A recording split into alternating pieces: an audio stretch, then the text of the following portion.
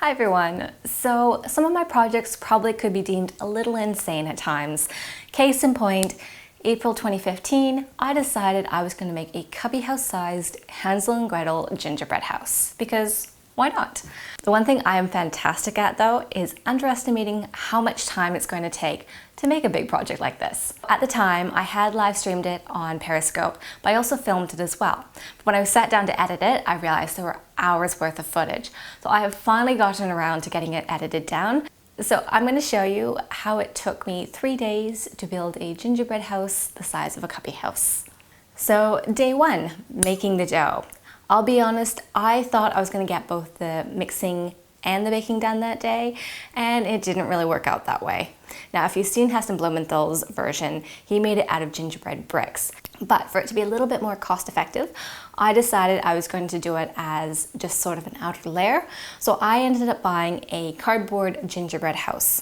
From there, it actually helped because there is an online gingerbread house calculator. Really. So if you know the dimensions of what you're trying to make, it helps calculate so you know how much of each ingredient you're going to need. In my case, it was going to take me 40 batches of gingerbread, which ended up being about 12 kilos of flour and a gazillion things of butter and eggs and sugar. And what I thought was going to take me 4 hours to do ended up taking 8. So I can tell you the baking didn't get done, and day one was just making the dough.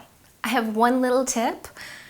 Don't make a big project on a public holiday when your grocery store is closed, because guaranteed you will find that you have missed some sort of ingredient and you are going to have to find a shop that is open, even if it means running all over the city.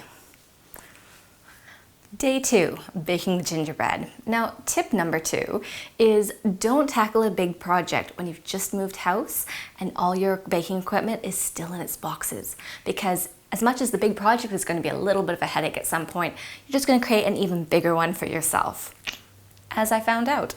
So to start off, I used my cardboard frame to measure and create brick templates. Now, I know I misjudge timing all the time, but 6 hours turned out to be a constant 12 hours of baking. The end result was 100 gingerbread bricks, 100 roof tiles, doors, windows, and roof decorations as well. And what I got out of it was bruised palms and Popeye arms, because who needs the gym?